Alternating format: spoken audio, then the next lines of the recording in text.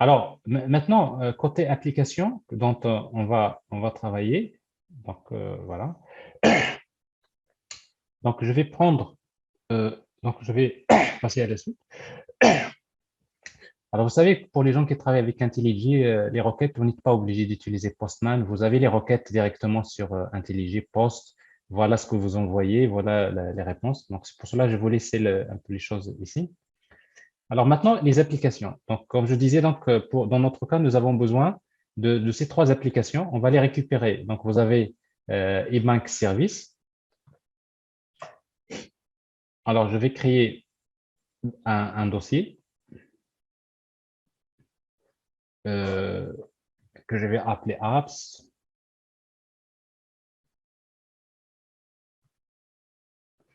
Apps OAuth 2. OAuth 2. Bon, ça, c'est un dossier dans lequel je vais mettre mes applications. Alors, c'est ce que vous allez faire.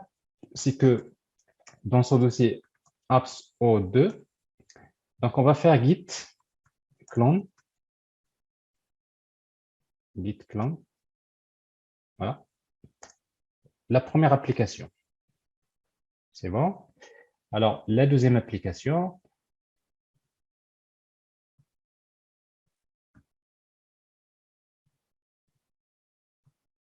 c'est pas ça, par git clone. Donc, vous téléchargez le deuxième microservice si vous voulez. Et le troisième microservice, c'est l'application Angular.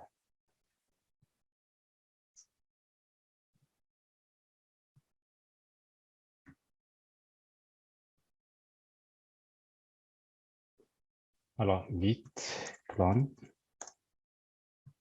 Voilà. Alors, on va utiliser IntelliJ, on va ouvrir ces applications. Alors, pour cela, donc, je vais m'assurer que tout est bien arrêté. Ici, donc, je ferme d'abord ces applications-là pour ne pas avoir de conflit avec les mêmes noms. Terminé.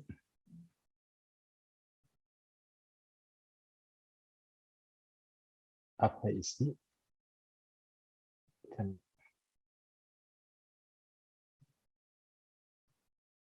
J'arrête l'application. Voilà, alors ici, donc, on va ouvrir les projets. Alors, les projets, donc, nous avons le dossier Apps. Donc, vous avez les trois applications. Vous avez eBank Secured, euh, Trust Project, This Windows. Bon, je vais l'ouvrir sur cette fenêtre-là.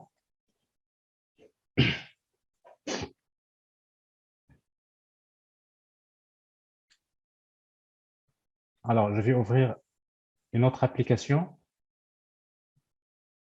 C'est Wallet, plutôt, c'est Wallet Service. Wallet Service. Windows.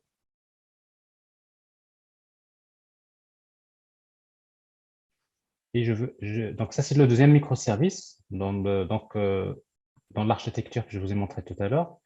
Et la troisième application, c'est le front. Voilà, le front-end avec Angular. Alors ici, donc, c'est Angular. Bon, unsecured, mais après, on va les sécuriser. Trust, New Window. J'espère que je n'ai pas fermé les autres. Bon, c'est bon. Alors, pour la première application, ici, c'est une application Spring Boot. On va la démarrer. Il n'est pas sécurisé, ça veut dire ici, donc, notre objectif, c'est de voir comment sécuriser, bien sûr. Alors, ça, c'est l'application Angular. Donc, c'est pas celle que je vais utiliser en premier lieu. Donc, plutôt, donc, j'ai eBank. Alors, j'ai Wallet Frontend, j'ai eBank. eBank ici. Alors, je vous rappelle quand même qu'est-ce qu'on est en train de faire, parce que l'architecture de l'application, c'est celle que je vous ai montrée tout à l'heure, ici. Voilà, on est ici. Donc, nous avons en fait le front-end Angular, nous avons Wallet Service, et nous avons eBank Service, et après, nous avons Keycloak. Tout ça, on les a maintenant ici. Alors, l'application, bon, c'est une application Spring Boot, on va la démarrer. Alors, l'objectif, ce n'est pas de vous montrer comment développer des applications, ni REST ou GraphQL, ça suppose que vous savez faire ça. mais on suppose que, en fait, il y a une équipe qui a développé l'application et que l'équipe ne savent pas comment sécuriser ces applications. Et après, vous allez prendre ce code-là et vous allez le sécuriser. Bon, en utilisant donc les modifications à faire. Mais si vous voulez savoir comment ce code-là a été développé, dans ma chaîne, j'ai partagé récemment la première partie de la vidéo qui montre comment créer Wallet Service.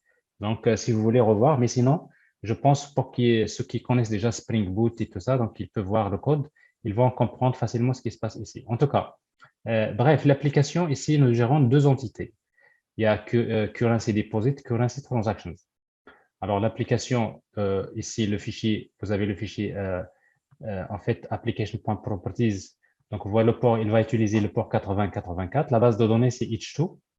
Et la base de données s'appelle Currency Deposit. Donc, c'est-à-dire, si vous démarrez cette application-là, pour des raisons de temps, donc je ne vais pas rentrer dans le code, vous montrer qu'est-ce qu'il y a dans le code, en tout cas de l'application non sécurisée, parce que ce n'est pas ça l'objectif. Et plutôt, donc, on va la démarrer.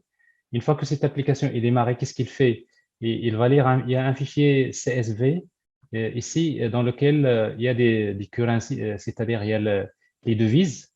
Vous voyez donc ici donc toutes les devises avec le prix de vente et le prix d'achat.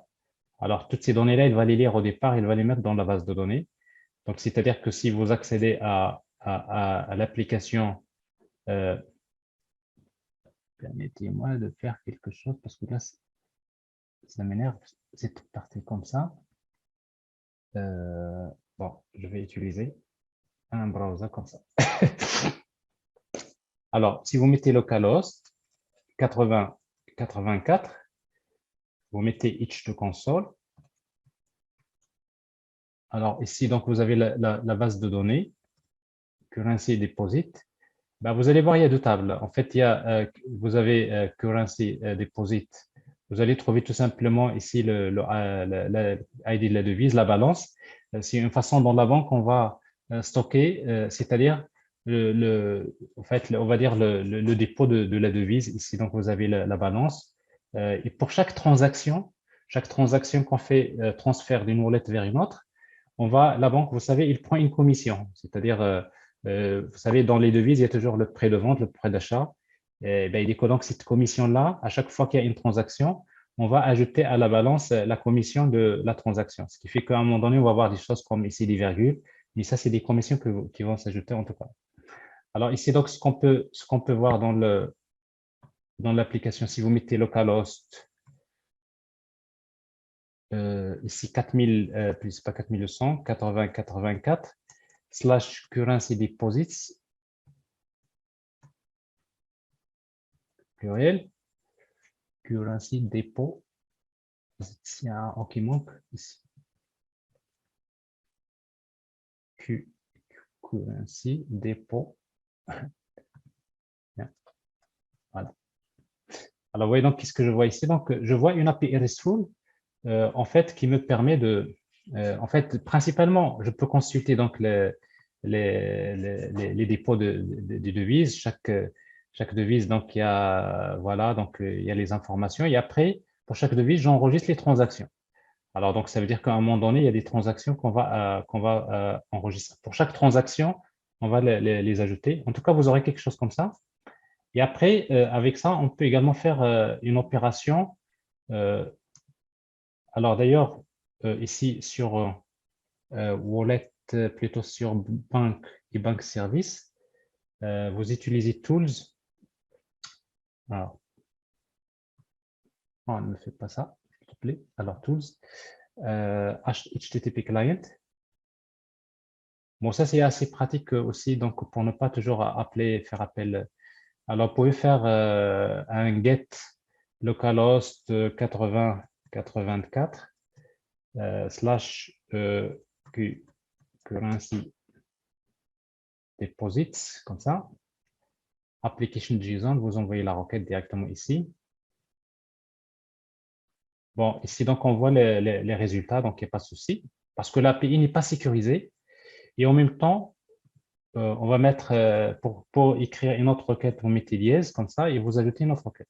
La chose qu'on peut faire, c'est qu'on peut faire un post vers HTTP localhost 8084 slash quoi? Slash, je vais vous dire tout de suite. Alors, si vous regardez le contrôleur, alors le contrôleur, vous avez ici currency transfer.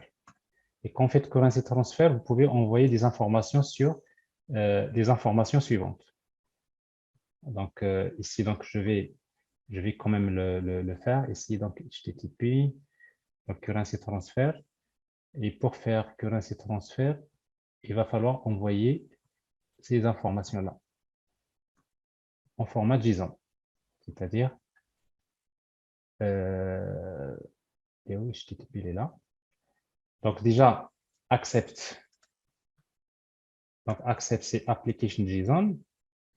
Content type, c'est application JSON, c'est-à-dire ce que j'envoie.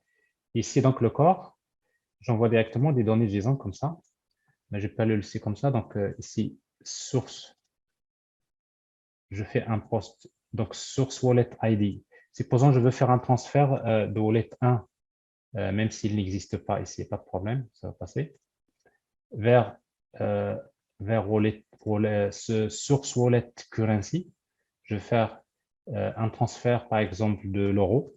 Bon, ça suppose que ces codes existent, euro et dollar, donc ça existe. Et destination wallet ID vers USD. Et currency destination, donc je fais une transfert vers une autre devise. Non, ça c'est wallet ID CW2, bon, je l'appelle comme ça. Et ça c'est par exemple en dirham, MAD par exemple.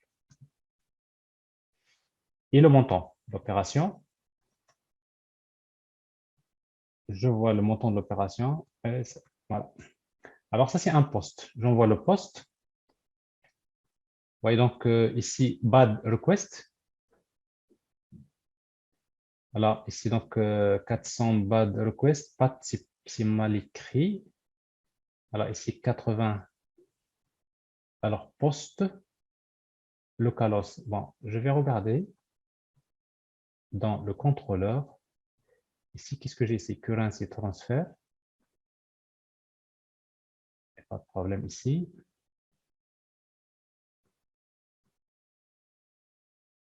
Alors, post. Alors, post. CTRL V. Donc, c'est un post application accept application JSON, content application JSON. Alors, pourquoi pas de request? Donc, ça veut dire que je n'ai pas envoyé un paramètre. Alors, ici, currency, donc ça c'est currency transfer.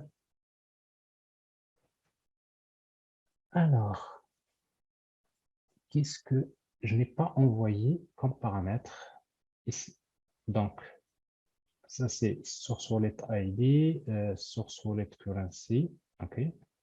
Destination wallet currency. Ah, voilà un point virgule ici qui est mal envoyé. Alors c'est ça l'erreur. Le format de la requête n'était pas bon, c'est pour cela que vous avez bad request. Alors vous voyez donc ici, donc je fais une opération comme ça, il me transfère et il va me rendre en retour le ID de la transaction source transaction ID et destination transaction ID. Bon. Vous avez deux endpoints ici. Alors, supposons maintenant, avant de passer à la suite, je veux sécuriser ce endpoint, c'est-à-dire je veux le sécuriser. Alors, qu'est-ce qu'il faut faire? Pour sécuriser avec Keycloak un service, d'abord, la première des choses, vous aurez besoin d'ajouter deux dépendances. C'est Keycloak Adapter et Keycloak, c'est plutôt et Spring Security. Alors, à nouveau, donc, vous allez recevoir ce support-là, donc vous trouverez tout ce qu'il faut. Donc, ici, vous avez, donc ça c'est fait, ça c'est fait, c'est fait, c'est fait, c'est fait, c'est fait, c'est fait. C'est fait, c'est fait. Voilà. Alors, voilà ce qu'il faut faire. Vous avez un seul slide dans lequel vous allez utiliser, bon, ça c'est la sécurité. Vous voyez, donc tout ce que vous allez ajouter pour sécuriser, c'est ça. Donc, la première, c'est d'abord ces deux dépendances. Alors, on va les mettre, je passe toujours par WordPad parce que pour nettoyer un peu le... Parce que via PowerPoint, ça ne passe pas. CTRL-C. Alors, donc, pomme XML, je vais ajouter la dépendance. Alors, quelles sont les dépendances? C'est très simple. Spring Security, Spring Boot Startup Security, et vous avez l'adaptateur Keycloak. Mais là, il faut faire attention, vous utilisez de préférence la même dépendance de Keycloak. Alors, si votre Keycloak, c'est qu'on utilise 19.2, 19.0.2, vous utilisez, même avec 19.0.1, j'ai testé, ça marche, mais il vaudrait mieux utiliser la même version, enfin, il vaudrait mieux utiliser la même version de la version Keycloak que vous avez, la dépendance. Alors ici, donc, je vais update, donc je vais recharger les dépendances.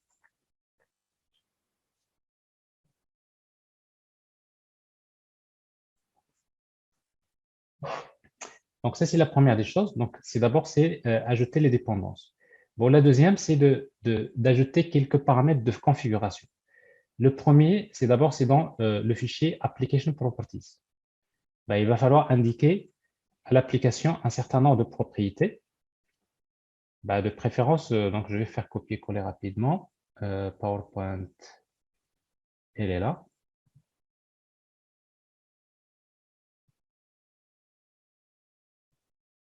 Alors, les propriétés, je pense que, oui, elles sont là.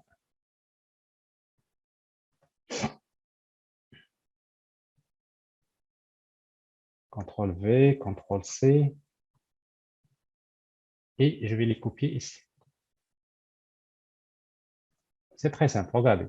Keycloak Realm.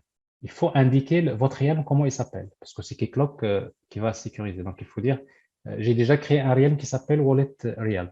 Keycloak, la ressource que vous voulez sécuriser, c'est le Client ID. Donc, votre client, il s'appelle Wallet Client. Donc, vous mettez ce que vous avez fait tout à l'heure. Ensuite, après, vous avez Keycloak, plutôt Bearer Only. Alors, en fait, il faut juste savoir qu'avec Keycloak, que vous avez trois types de clients. Vous avez ce qu'on appelle Public Client. Alors, Public Client, ça veut dire, ça c'est pour les front-end, généralement. Alors, pourquoi Public Client? Parce que généralement, pour les front-end, une fois qu'on veut accéder à l'application, il y a une redirection qui se fait vers Keycloak. C'est un système de redirection. Mais par contre, si vous voulez sécuriser des API RESTful ou bien GraphQL, donc on va utiliser ce qu'on appelle le mode Bearer Only. Bearer Only, ça veut dire quoi? Pour accéder à cette API RESTful, il faut envoyer le token, le JWT token, le Access Token.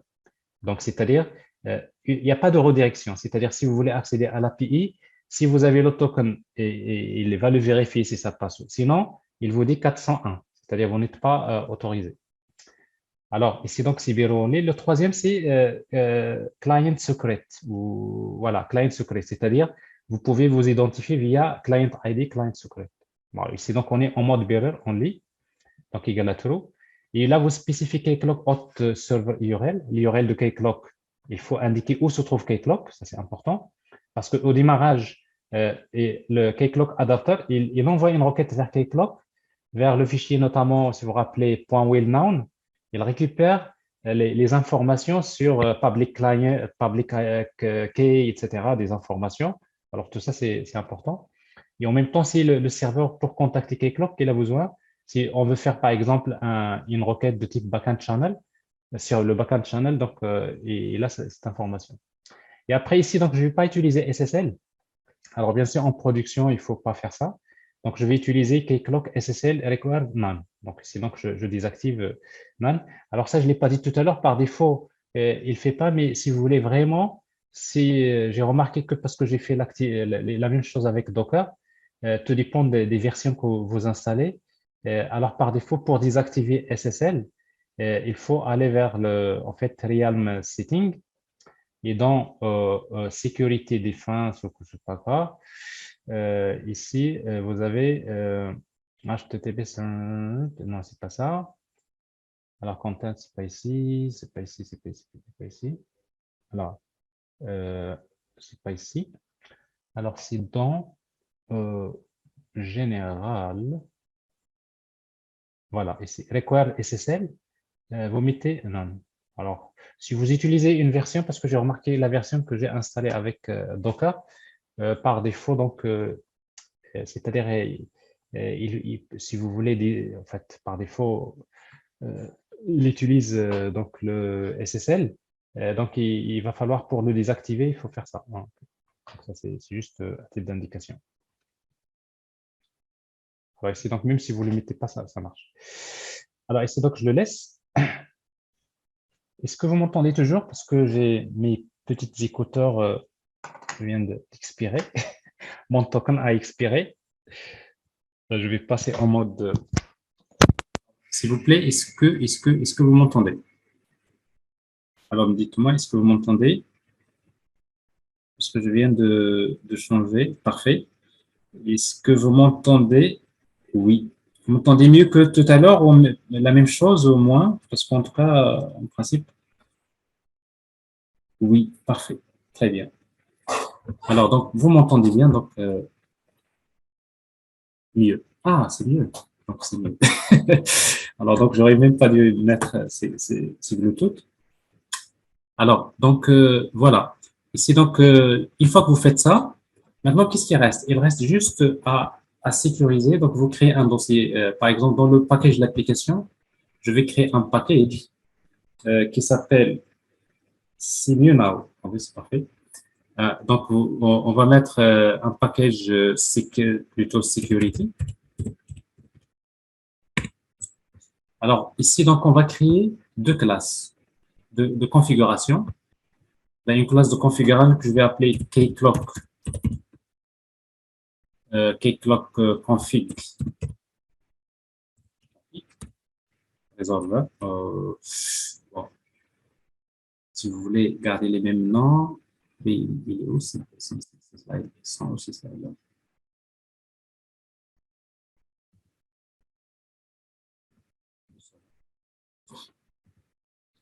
Alors, donc, kclock adapter config et kclock security config. Bon, vous pouvez les appeler comme vous voulez. Alors, kclock adapter config. Alors, cette classe-là, vous utilisez donc la notation configuration, c'est une classe de configuration. Et après, on va juste créer un bin qui s'appelle kclock.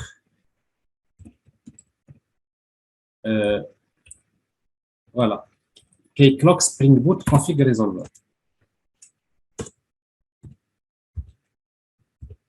Return new kclock config resolver. Alors, en fait, ce bin-là, c'est une façon de dire à kclock, ben, la configuration de kclock, il se trouve dans le fichier application properties.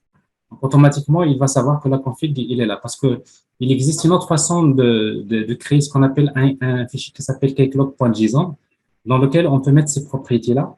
Et d'ailleurs, que vous pouvez retrouver dans l'interface de kclock. Mais ici, donc, on va utiliser cette configuration comme ça. Bon, ça, c'est la première. La deuxième, c'est la partie que vous connaissez, c'est Spring Security. C'est-à-dire, qu'est-ce qu'on veut sécuriser? Alors, ici, donc, je vais créer une classe que je vais appeler kclock security config. Je l'appelle tout simplement security config.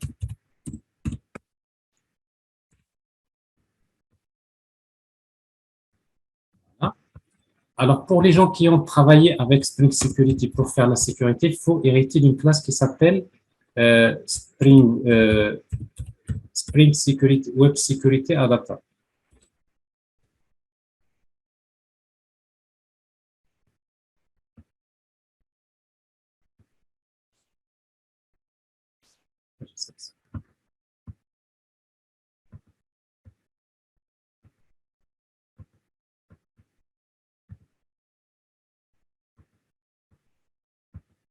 S'il te plaît. Voilà.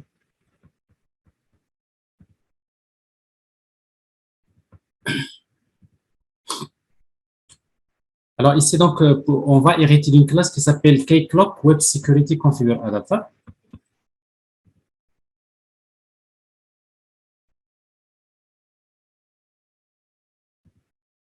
Alors, extends kclock Web Security Adapter, c'est celui-là. configure adapter. Alors, ça va vous obliger de redéfinir une méthode qui s'appelle Session Authentication Strategy. Alors, cette classe-là va utiliser la notation keycloak configuration. Également, on va utiliser global security, enable global method security. Parce qu'on va spécifier, on va protéger nos méthodes via la notation pre-authorize. Donc, on va utiliser pre-post enabled égale à true.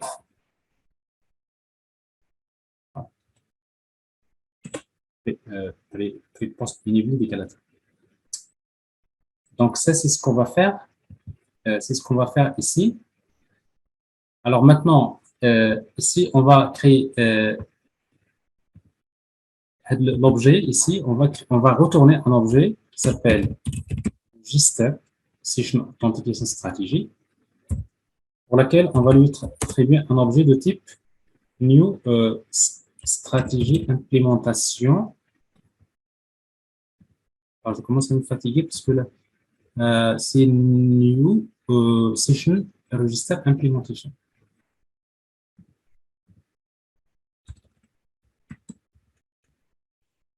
Alors, new session register implementation. Donc, cet objet-là, c'est pas le bon. C'est pour cela, d'ailleurs, il m'a donc new session strategy.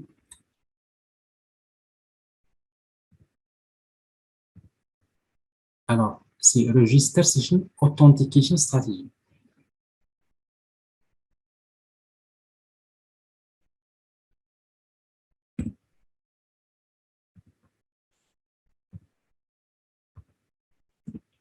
Voilà, c'est ça.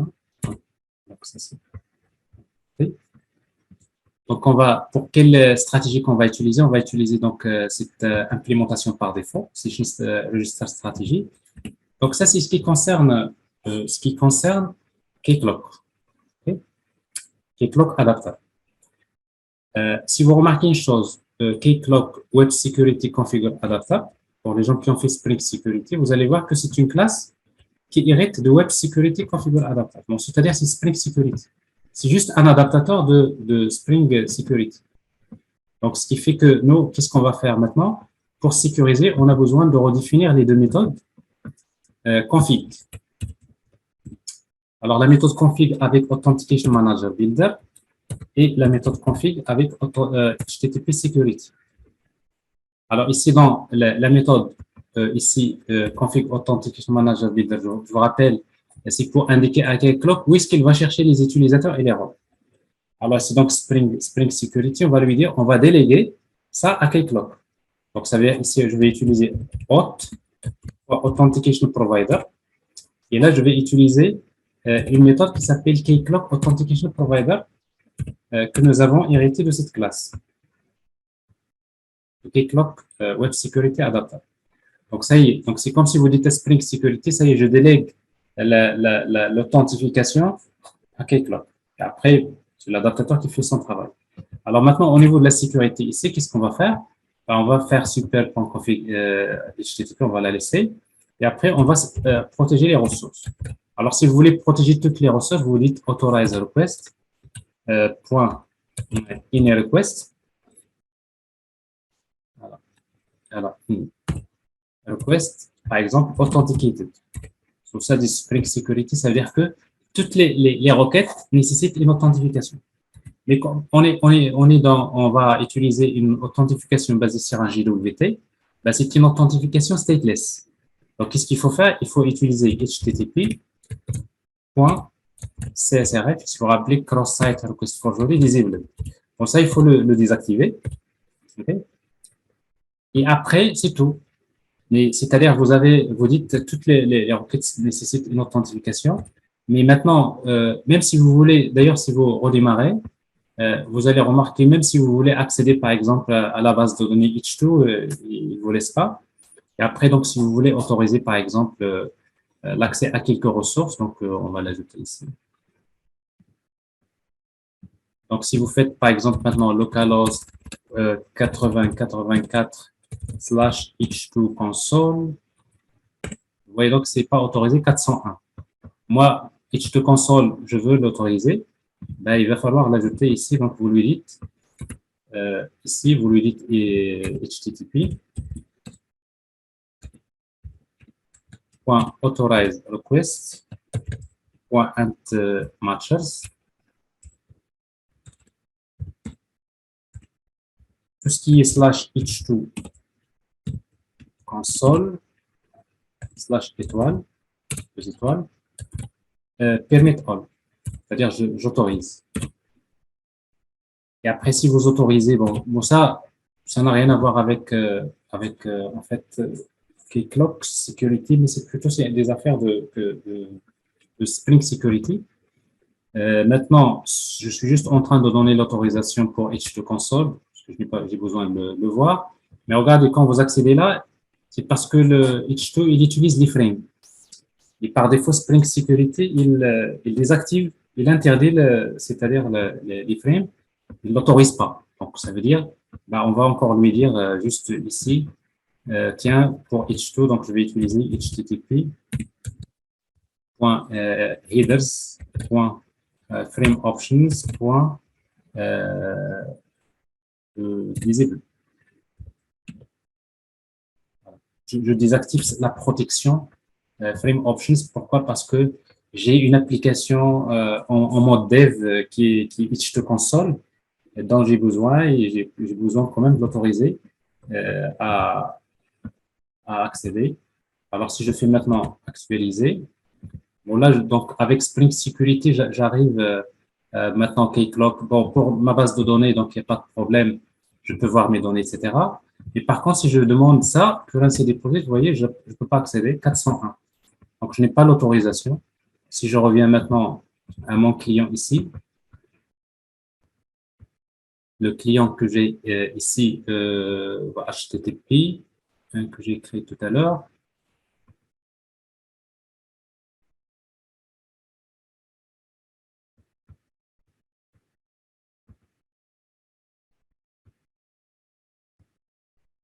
Alors ici, donc, si je fais ça, j'envoie cette requête-là, bien sûr, vous allez avoir 401.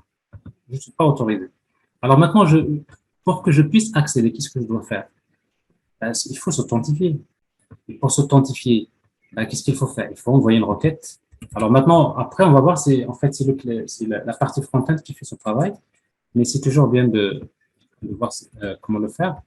Donc, il faut envoyer, donc je mets une dièse, comme ça j'envoie une autre requête.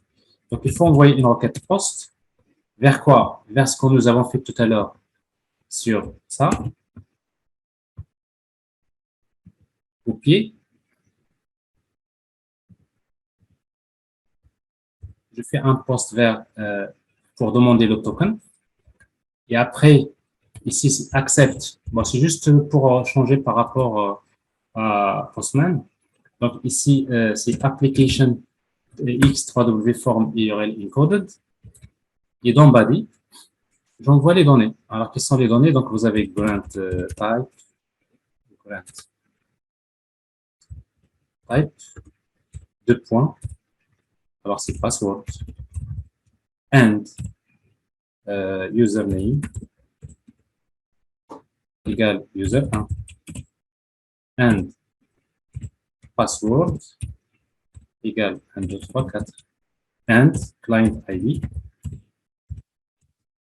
égale wallet client. Alors ici, c'est une requête pour s'authentifier. Donc, normalement, j'envoie cette requête-là. Je devrais recevoir mon token. Alors ici, il y a une erreur. Donc, il me dit grant type, c'est mal écrit. Alors, grant type. Grant.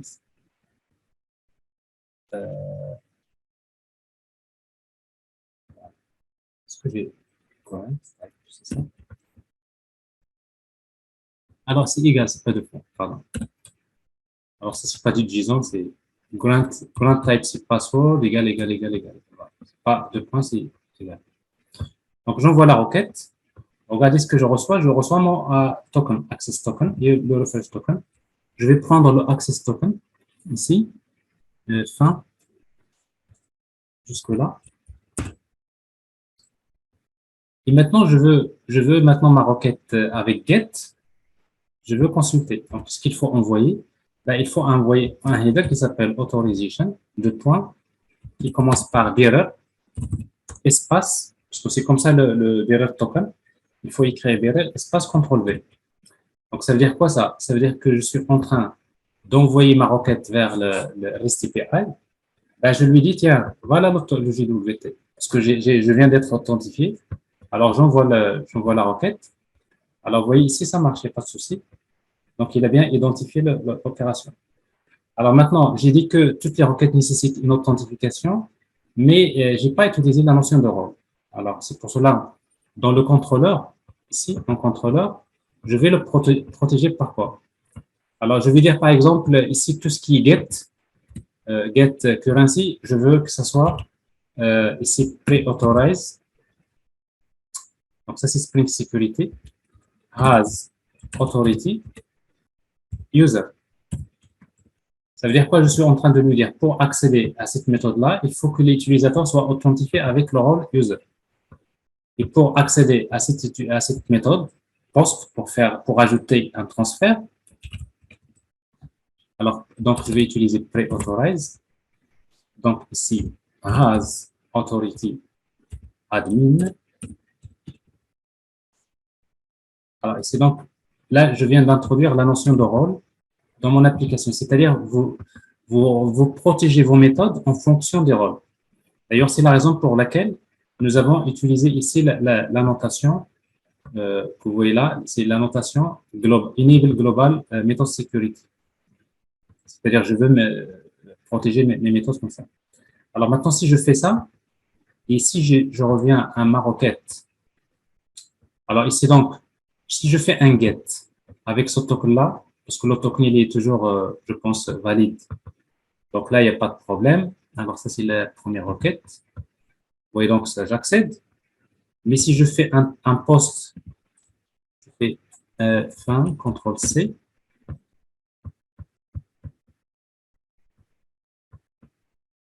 Je fais un post pour, par exemple, faire le transfert.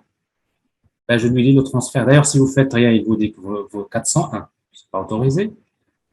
Ici, c'est la deuxième. 403, pas autorisé. Ici, si je mets, je lui ajoute le header authorization comme ça. J'envoie la requête. Et il me dit 400. Alors, ici, non, ça c'est quelque chose qui cloche dans la requête. C'est une.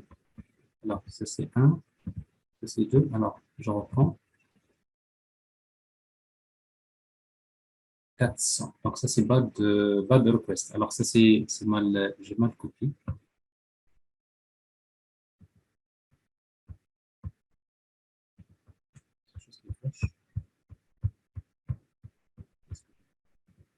X. Donc ici, voilà, post, je fais application JSON. Ah oui, il fallait juste mettre un espace. Voilà.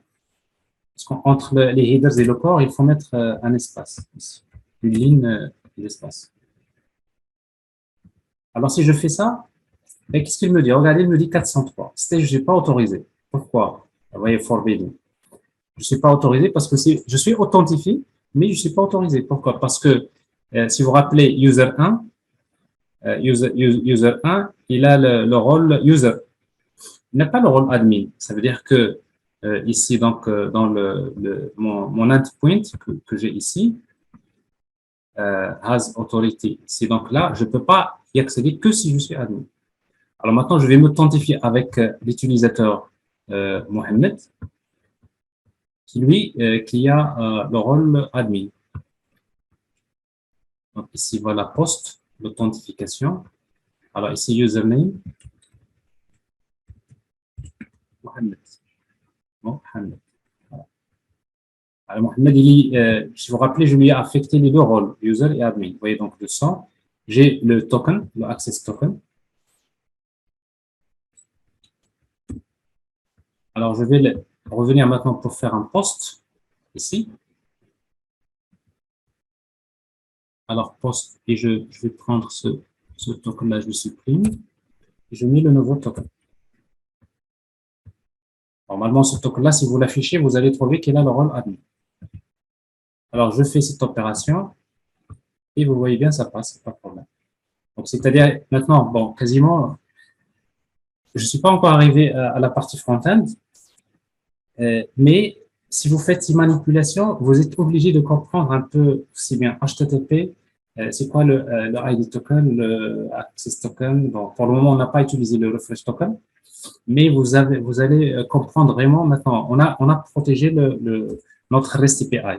C'est-à-dire, le seul moyen pour y accéder, c'est de lui envoyer un JWT qui est valide. Puisqu'on va récupérer ce JWT, débrouillez-vous, allez demander à Keycloak, donne-moi le token.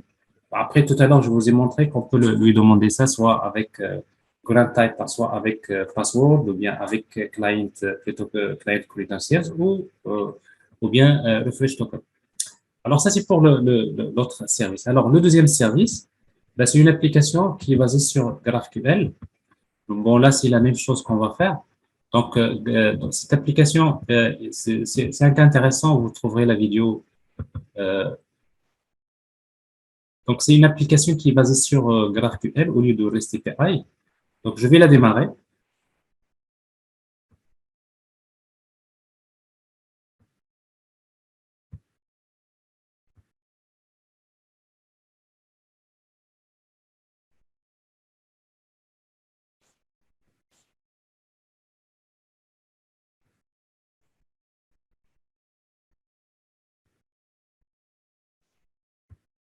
Alors, l'application, elle utilise le port. Voilà, elle utilise le port 8082. Il n'est pas la même chose, il n'est pas sécurisé. Bah, il y a une base de données que vous pouvez voir ici. C'est 8082. Je fais console. La base de données, c'est celle-là. En fait, ici, on va gérer, en fait, vous avez wallet, on gère des wallets.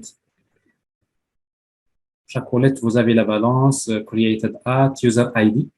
Alors, je suppose par défaut, user ID, c'est user 1. Après, on va voir au niveau de l'authentification, qu'est-ce qu'on va faire pour récupérer ça, ces informations.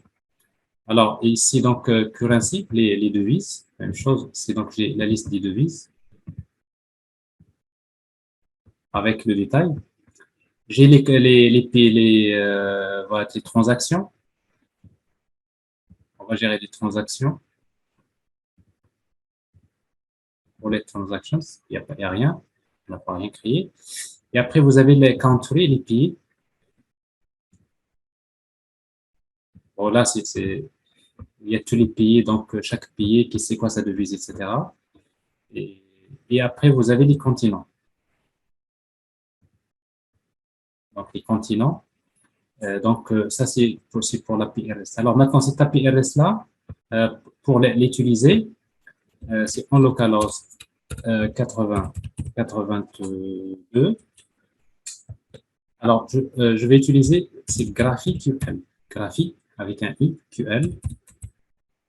Alors, en fait, il faut juste noter que Spring Boot, à partir de la version 2.7, il a intégré un support GraphQL. Donc, si vous voulez, pour les gens qui veulent savoir comment utiliser GraphQL donc, c'est API GraphQL en tout cas. Donc, il faut juste rappeler que d'ailleurs, par défaut, il vous affiche cette interface pour tester. Alors, qu'est-ce qu'on peut faire avec ça? On peut faire des queries. Ben, je peux envoyer une requête query pour demander currencies, par exemple.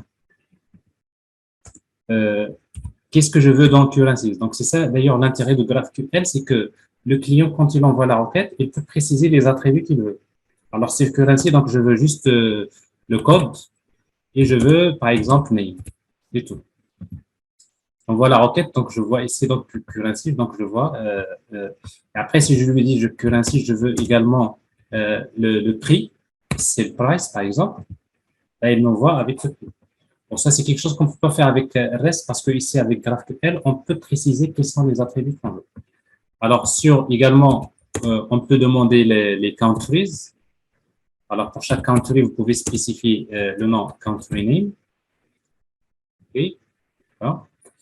Et on peut spécifier également, ici, pour chaque, par exemple, continent, par exemple, les continents, je veux le nom du continent, par exemple, continent name.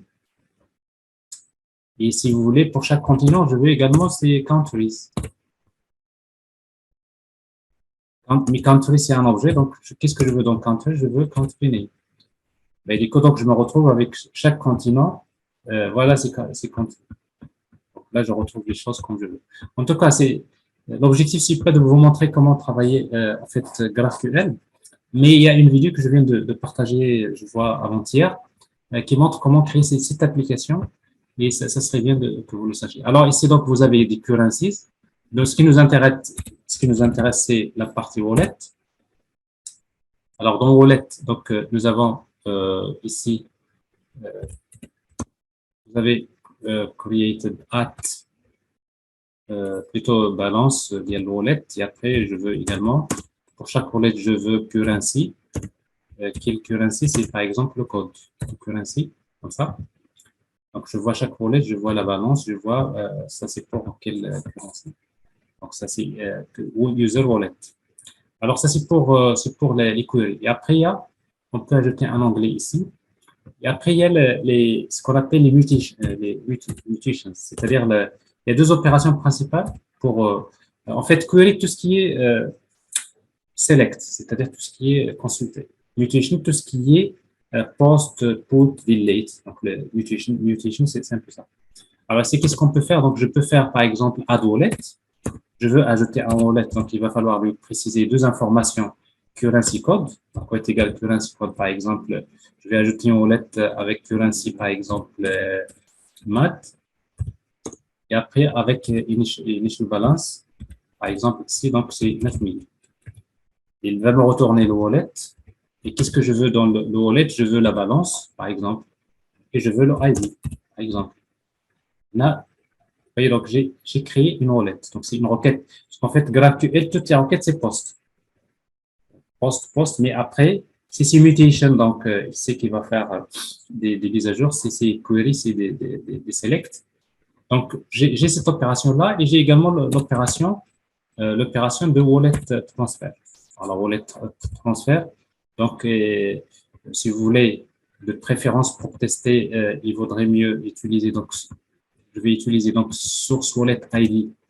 Je peux paramétrer ma mutation avec des paramètres. Par exemple, ici, source wallet, c'est une variable de type string. J'ai une variable destination wallet de type string. Le troisième paramètre ici que je vais avoir, donc ici, paramètre les source wallet et après le montant. Alors, j'ai une variable int, donc il faut utiliser $, de type float. Comme ça, ici, donc, je vais faire un wallet transfer source ID.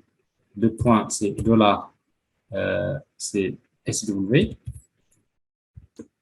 Et après, le source destination. Alors, je vais faire des rentrées comme ça.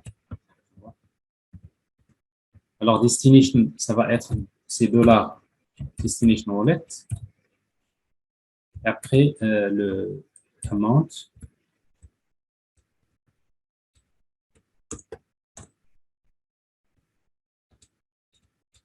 C'est pas ici, c'est ici. C'est le montant. C'est $. Alors ici, donc, c'est transfert, mais après, si je transfère, donc il va me retourner quoi? Il va me retourner donc le transfert. Qu'est-ce qu'il va retourner? Le ID et la balance, par exemple, des wallets. Mais pour envoyer cette requête-là, il faut envoyer les variables. Alors, quelles sont les variables ici? Donc, SW. Alors, je dois mettre un wallet qui existe. Donc, je vais faire un user wallet. Bon, j'ai des wallets ici, donc je vais afficher le ID. Sinon, l'opération ne passe pas. Donc, par exemple, je vais faire un transfert de ce wallet-là, qui est en euros. Source wallet, c'est ça. virgule distribution wallet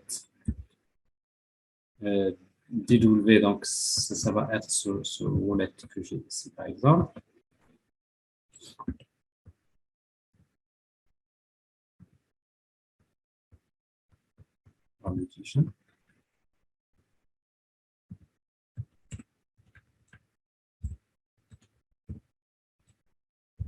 Et après le montant. Alors le montant, là je mets ça. Alors normalement si je fais ça, vous voyez ici 401. Je ne suis pas autorisé. Je n'ai pas encore protégé ça. Pourquoi? Parce que en fait, moi j'ai envoyé la requête. J'ai envoyé la requête vers le.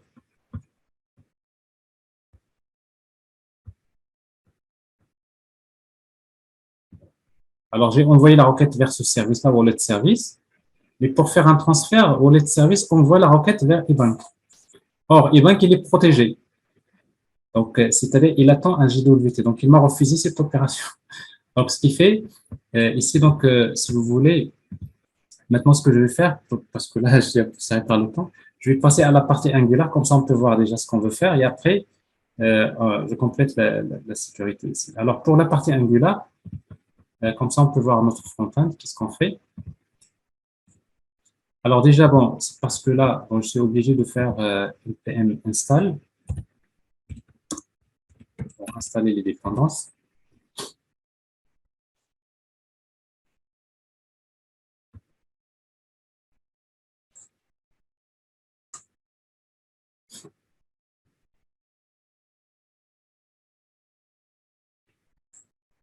Bon, je vous le disais, donc si vous avez des cafés, des enfants et tout ce qui est... faut patienter, c'est vraiment très, très, très intéressant. Il faut aller jusqu'au bout parce que presque, il nous reste encore 20 minutes pour terminer.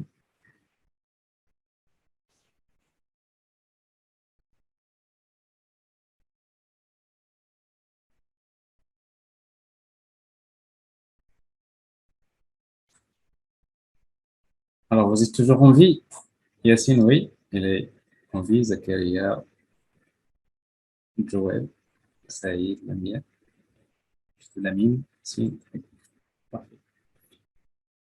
Alors, n'oubliez pas de, si jamais vous avez si jamais vous avez en fait un petit empêchement, vous voulez quitter, n'oubliez pas si vous avez des questions, vous les posez sur le chat. J'aurai l'occasion d'y répondre. Alors voilà, les dépendances sont installées, donc je vais utiliser ngServe pour démarrer le serveur.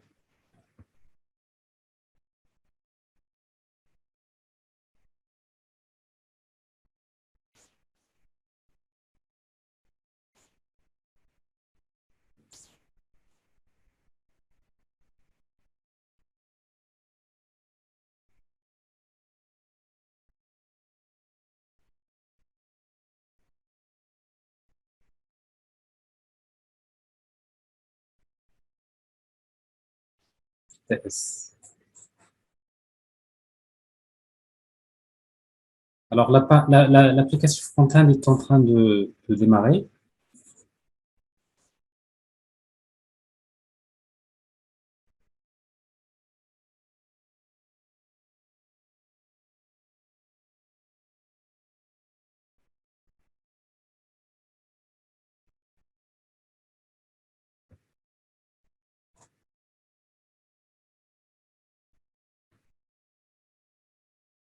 Alors, bien sûr, le premier démarrage de Angular, ça prend un peu de temps parce que le build il est en train de faire un build. Mais après, c'est plus rapide, c'est très rapide. Voilà. Alors, c'est démarré. Donc, en fait, l'application qu'on va sécuriser, notre front-end, qu'on veut sécuriser, c'est le localhost 4200.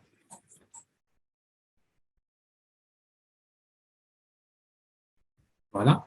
Alors, ça, c'est l'application. Bon, vous voyez donc notre application Angular pour le moment. On peut faire My Wallet. Bon, je vois donc les wallets, etc., qui sont là. Bon, c'est une requête, en fait, plutôt GraphQL. Je peux faire ici pour le moment, est-ce que je peux ajouter wallet? Oui, parce que je n'ai pas encore protégé le.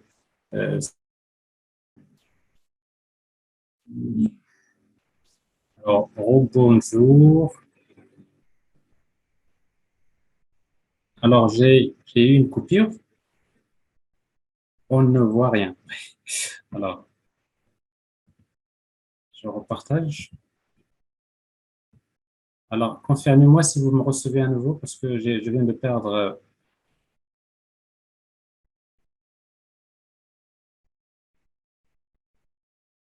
Le live est coupé. Est-ce que vous me recevez?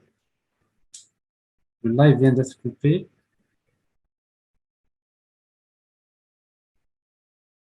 Est-ce que vous me recevez? Donc, super maintenant. Bah, parfait. Oui. Alors, donc, c'est parfait. Alors, ici, donc, ici, je peux ajouter donc des wallets. Vous voyez, donc là, ça passe, pas de problème. Pour chaque wallet, j'ai des transactions. Alors, pour le moment, pour faire une transaction, ça ne va pas passer. C'est-à-dire, si je demande de faire une transaction de celui-là vers celui-là, je fais des transactions, je vais faire une wallet de cette wallet vers celle-là. Ben, il me dit, voilà, ici, donc il y a un problème 401, parce que j'ai mal affiché le message. Parce qu'en fait, on n'a pas encore, c'est-à-dire le backend attend un token. Et après, il y a des endpoints qui ne sont pas sécurisés. Vous avez ici countries. Alors ici, donc, vous avez l'Asie, l'Europe, etc. Pour chaque country que je clique, je vois la liste des pays. Il y a l'Europe, tout ça. Bon, ça, c'est des. Je suppose que cette partie-là, tout le monde peut voir ça, il n'y a pas de problème. Currencies également, donc on peut voir la liste de currencies. Et bank deposits, donc ça, normalement, ça ne devrait pas marcher parce que c'est sécurisé. Vous voyez, donc ici, bon, il y a un message d'erreur que j'ai mal affiché. Alors bref, donc ce que je vais faire, c'est que maintenant, comment je vais sécuriser mon application front-end. Alors pour sécuriser l'application front-end, c'est-à-dire on va maintenant s'authentifier. Alors qu'est-ce qu'on va faire? On va faire des choses très simples. Alors les étapes, ils sont là au niveau du slide.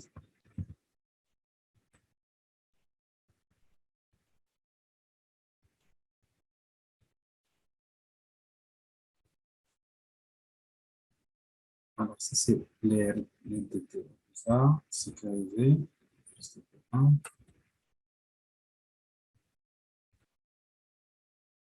Alors, c'est ça.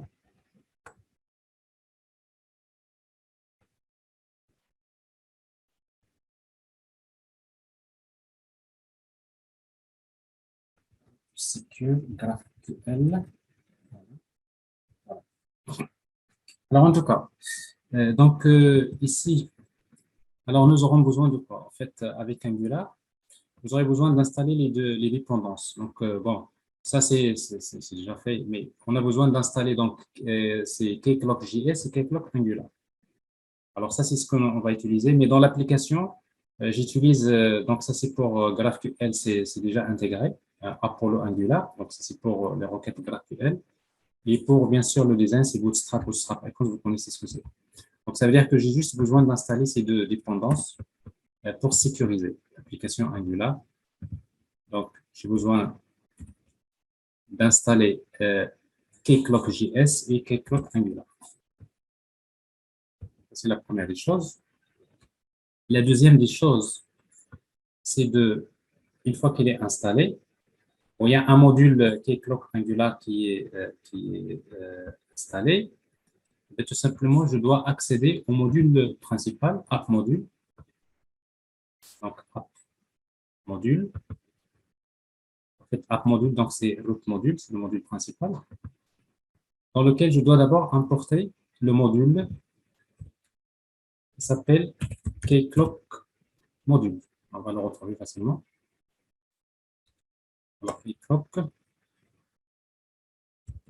Angular Module. Donc, d'abord, il faut importer ça. Et deuxièmement, ici, on va créer une fonction, une factory. Vous utilisez export function. Que je vais appeler Kcloak Factory. KC Factory. C'est une fonction qui va démarrer Kcloak au démarrage. Factory. Alors, c'est une fonction qui va retourner une promesse dans laquelle je vais tout simplement injecter. Alors, ce service-là, Keycloak, je vais tout simplement injecter Keycloak Security. Je vais l'appeler KC. Alors, Keycloak KC Security. Le type, c'est plutôt Keycloak Service. Alors, KC Service de type Keycloak Service. Alors, en fait, donc l'essentiel, il est là. C'est-à-dire la sécurité de Angular, c'est Keycloak Service qui va vous permettre de faire ça. Alors ici, donc, j'injecte Keycloak Service. Qu'est-ce que je vais faire ici? Ben, tout simplement, je vais utiliser Keycloak Service, KC Service, point, la méthode init. Donc, on va initialiser Keycloak avec les options suivantes. Quelles sont les options? D'abord, config. Avec config, on va utiliser quelques informations. D'abord, il faut indiquer c'est quoi le RIAM, comme tout à l'heure. Alors, le RIAM, c'est wallet RIAM. Deuxième, c'est client ID. Il faut lui dire le client ID, c'est wallet client. Et le troisième, c'est l'URL. Où se trouve Keycloak? Et deux points, / localhost 8080.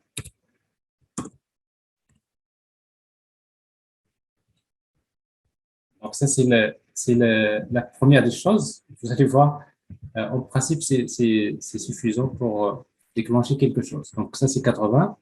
Et après, on va ajouter donc init options. Ici, après config, on va utiliser init options. Et dans init options, on va spécifier. Alors, si vous voulez faire l'authentification on load, load, point. Alors, qu'est-ce qu'on peut mettre ici en load? Je vais utiliser. Donc, si vous dites login required, ça veut dire que vous dites à votre front-end, dès que je démarre Angular, l'authentification est obligatoire. Alors, c'est-à-dire, je n'accède pas à une interface. Donc, je commence d'abord par m'authentifier avant que l'interface s'affiche. Alors, si vous mettez SSO, check SSO, single sign-on, c'est que je lui dis à Angular, tiens, tu accèdes à l'application, mais après, c'est à moi de protéger les routes. Je vais dire, cette partie-là, ça nécessite une authentification, c'est là, non, etc. Donc, ici, donc, bon, si vous mettez login required, bon, si vous voulez faire ça, vous allez remarquer, donc, si vous faites ça, alors, après, je vais juste ajouter quelque chose, je ne dois pas oublier. Donc, on load, etc. Et après, check login frame est égal à true. Donc, je peux l'ajouter. Alors, check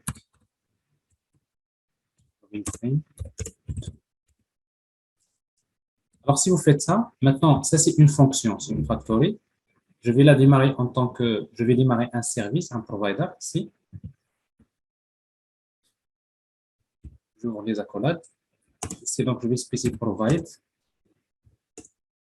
Je vais utiliser donc app initializer, c'est-à-dire un service et un provider qui s'appelle app initializer, qui permet d'initialiser l'application, qui dépend de quoi? Il dépend de service Keycloak Service. Donc, c'est-à-dire ce Keycloak Service que nous avons utilisé ici. Et après, l'autre c'est Use Factory. C'est quoi la factory qu'on va utiliser? C'est ça, c'est KC Factory. C'est celle que j'ai créée ici. C'est cette fonction qui s'appelle KC Factory. Et enfin, quand c'est un multi-provider, je vais utiliser multi. Alors ici, donc, vous voyez, donc ça c'est Angular. Alors si je fais ça, regardez si je démarre l'application, hop, si j'accède à mon application ici, je fais localhost 4200. Regardez, je suis directement redirigé vers Keycloak. Alors, il me demande de m'authentifier. Je vois déjà que je suis sur Wallet RIAM, c'est-à-dire je suis dans le RIAM que je veux. Et après, je peux m'authentifier avec user 1, ici, 1, 2, 3, 4. Et si je fais ça, et bien, donc, je suis redirigé vers l'application. Et là, j'accède à l'application. Et là, par contre, du moment que je suis authentifié, Du moment que je suis authentifié, donc je peux à chaque fois, d'ailleurs, je vous recommande de regarder un peu c'est-à-dire au moment de l'authentification, vous regardez les URL pour voir qu'est-ce qu'il fait. Est-ce qu'il envoie une requête en back channel, il récupère le JWT et tout. L'essentiel maintenant, à chaque fois que j'envoie ma requête, par exemple, je fais par exemple, je sais pas, je vais vers My Wallet. Regardez bien, j'envoie une requête vers GraphQL. GraphQL, ça c'est option. Option. Alors, je fais un post. Non, pourquoi je fais post? Alors, ouais, c'est post, parce qu'en fait, toutes les requêtes GraphQL, c'est des posts. Regardez, je récupère les réponses. C'est pas un problème. Mais ce qui m'intéresse, c'est dans les headers. Alors, si vous regardez dans les headers, je vois ici Authorization. Donc, à chaque fois que vous n'avez pas besoin de créer en fait, un HTTP interceptor. Donc, vous avez ici Authorization, il envoie l'erreur, il envoie le token. C'est-à-dire votre backend, il reçoit le token, donc votre problème est réglé. Alors, d'ailleurs, alors sauf que ici, dans ce qu'on veut faire, nous, c'est on ne veut pas que ce soit login, on ne veut pas faire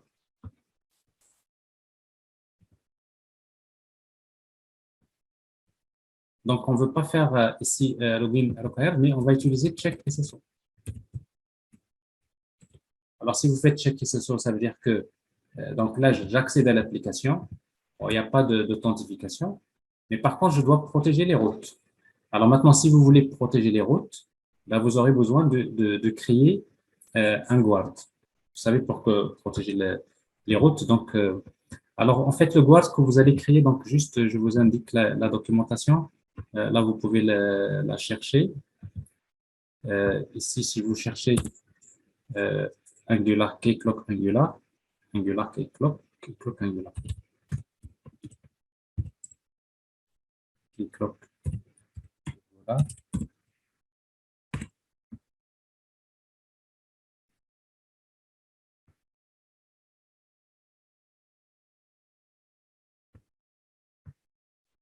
Bah, vous allez trouver c'est une documentation simple, etc. Donc, vous voyez donc ce que je viens de faire, elle est là.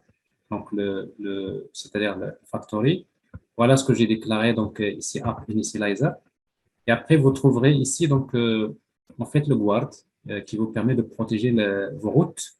Alors, donc, c'est pas compliqué de créer, mais on n'a pas assez de temps pour écrire tout ce code-là. Donc, je vais faire copier-coller.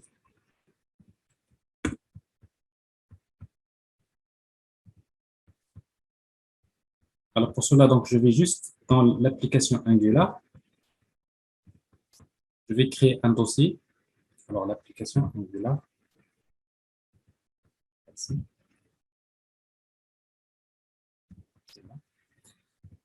Alors, ici, donc, je vais créer un dossier folder que je vais appeler Guards, dans lequel je vais créer un fichier TypeScript. Je vais l'appeler sécurité guard sécurité guard.ts.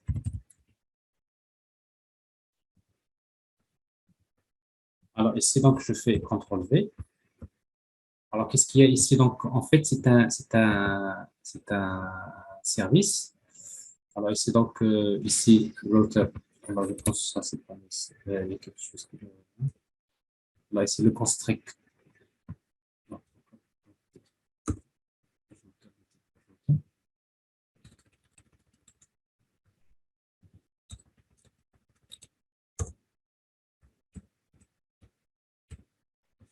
Et je me rappelle bien, j'ai dû supprimer ça. Alors, donc, les importations sont faites correctement. Donc, ça, c'est un guard qui hérite d'un guard qui est fourni par Keycloak. Le constructeur, il me dit que le paramètre property must override. Donc, je vais ajouter override. Voilà. Pour ça, dans cette version-là. Donc, ici, le constructeur, il va injecter le routeur. Keycloak service. Il fait super. Et après, ici, donc, on va dire quelles sont les routes is allowed, c'est-à-dire quand est-ce que la route est autorisée. Donc, ici, donc, on injecte l'activité de route snapshot. Donc, c'est la route qui est activée. S'il n'est pas autorisé, c'est-à-dire si if not this authenticated, qu'est-ce qu'on fait? On va faire login. Donc, c'est-à-dire, on va utiliser this.kclock.login. Vous voyez donc kclock, c'est ça. C'est kclock service. Je fais login et quand je fais login, vous savez qu'en fait login, il faut lui envoyer le back, le callback, c'est-à-dire redirect URL. Alors ici, donc, vous pouvez écrire directement HTTP localhost de 4200. Sinon, je vais supprimer ça et je vais garder tout simplement Windows Location Origin. C'est-à-dire, c'est l'adresse de l'application, c'est-à-dire HTTP localhost 4200. Alors ici, donc, maintenant, les rôles. Ici, où est-ce qu'on va récupérer le rôle? Donc, moi, dans mon application, j'ai App Routine Module, j'ai quelques routes. Alors maintenant, cette route-là, Currency Component, je ne vais pas la protéger. Continent Component, je ne vais pas la protéger. Cette route, Wallet Component, je vais la protéger. Donc, je vais ajouter ici Can Activate. Je vais l'activer avec mon guard qui s'appelle. Alors, ce guard-là s'appelle Hot Guard.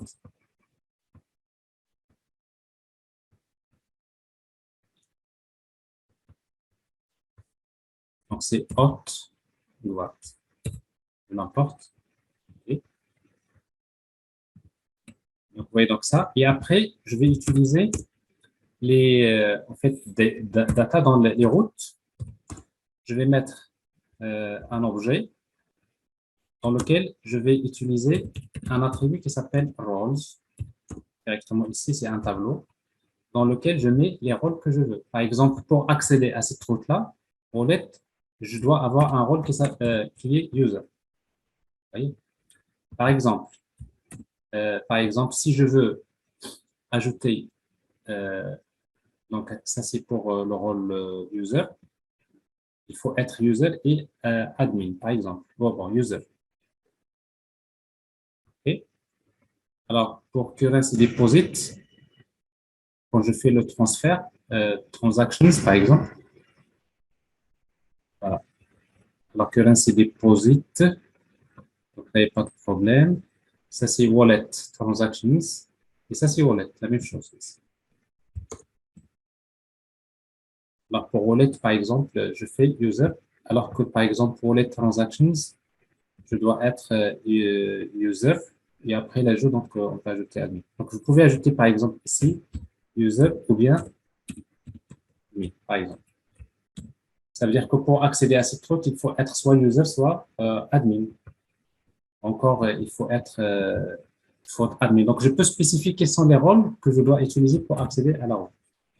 Et du coup, ici, donc, dans la configuration, dans le guard, je complète. Alors, ici, donc, le data, au lieu d'utiliser roles, parce que là, c'est du point des versions, je vais mettre entre crochets roles. C'est-à-dire, il va récupérer les rôles à partir de la route. Et après, ici, donc, c'est-à-dire, si record roles, c'est un array, un tableau. Et donc, ici, que donc, je retourne true, c'est-à-dire s'il n'y a pas de rôle, donc je retourne true. Sinon, il can require rows every role. Pour chaque rôle, s'il se trouve dans les rôles de la route, ben, tout simplement, je vais retourner soit true ou false. Donc, c'est-à-dire qu'à la fin, donc c'est juste une manière de dire que ce guard-là, il va vous permettre de protéger la route en fonction des rôles. Alors, si vous le laissez comme ça, maintenant, qu'est-ce qui va se passer? Ce qui va se passer, c'est que dans mon application, au départ, j'accède à l'application. Je pense que je suis authentifié, donc il va falloir d'abord se faire un logout. Alors pour cela, il faudrait afficher, il faudrait d'abord afficher l'utilisateur authentifié et un bouton faire un logout. Alors, tout ça ici. Alors pour cela, Donc, toujours, je vais faire rapidement. Donc, ça, c'est le board que j'ai créé. Il est là. Les routes, ici, donc, ils sont là, dans les slides. Bon, ça, c'est ce que j'ai fait. Alors, si vous voulez, pour faire plus simple, maintenant, ça, c'est important, parce que là, j'ai pas trouvé ça dans la documentation. De préférence de créer un service. OK? Alors, ce service-là, c'est très simple, c'est un service. Alors, je vais ajouter un service que je vais appeler Security Service. Donc, par exemple, le dossier service, ici. Dans le dossier service, donc, je vais ajouter un fichier, donc TypeScript file. Je vais appeler security.service.ts, dans lequel je vais créer un service, celui-là. Alors, ce service-là, donc, on va injecter, on va importer. Alors, ici, dans ce service, qu'est-ce que mon service maintenant? Je vais déclarer le profil. L'utilisateur qui est authentifié, il est de quel type? Keycloak Profile. OK. Alors, ensuite, je vais injecter Keycloak Service dans mon service. Et après, le constructeur, il fait appel à la méthode init. La méthode init au démarrage, qu'est-ce qu'il fait? On va écouter les événements qui se passent dans le Keycloak Service en utilisant this.keycloak-service.keycloak-events, subscribe. Je vais écouter les événements. Quand je reçois, il y a un événement. Si l'événement il est de type, je lui dis que par exemple, si Keycloak, parce que en fait, Keycloak, il rentre dans un workflow. Il va tenter de s'authentifier. Donc, ici, si vous voulez traiter les événements, alors ici, donc, je lui dis que si par exemple, l'événement il est de type on authentication success, c'est-à-dire que l'authentification a réussi. Une fois que je suis authentifié, réussi, qu'est-ce que je vais faire? Je vais lui demander de charger le profile. Alors, pour charger le profile, je vais utiliser this.keycloak-service, load profile, c'est une méthode qui se trouve dans Keycloak Service. Then, je récupère le profil, et ce profil, je le stocke dans la variable profile que j'ai ici. Ça. Donc, là, c'est un service. Et après, si vous voulez, je vais ajouter une méthode qui s'appelle hasRollIn. Je lui donne la liste des rôles. Et qu'est-ce qu'il fait? Bien, tout simplement, il va récupérer les rôles this.keycloakService.getUserRoles. Il va récupérer les rôles à partir de Keycloak Service de l'utilisateur. Et après, il va parcourir pour chaque rôle dans la liste des rôles. Si le rôle include role, c'est-à-dire si le rôle, user roles include role, return true. C'est une manière de dire, je lui donne les rôles, est-ce que l'utilisateur a ses rôles? Bon, c'est-à-dire cette méthode, il me retourne true ou bien false. Donc ça va me permettre de faciliter la contextualisation. Donc ça, c'est le service qu'il va falloir ajouter. Et après, donc, par exemple, ici, navbar, comme vous voyez ici dans navbar, ici, quelque part, j'affiche l'utilisateur, ici, user, ici. Alors, ici, je vais afficher l'utilisateur authentifié. Pour cela, donc, dans navbar.ts, je vais injecter leur public Keycloak Service.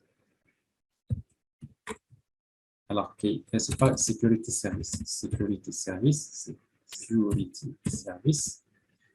La variable, je vais l'appeler Security Service. Voilà.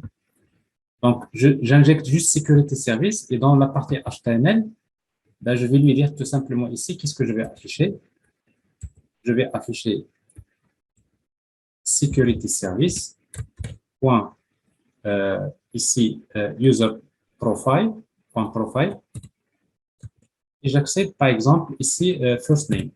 Je veux afficher le nom de l'utilisateur. Mais quand est-ce que j'affiche le nom de l'utilisateur? Uniquement, je fais un test ici. Si, if, ce lien-là, je vais utiliser ngIf,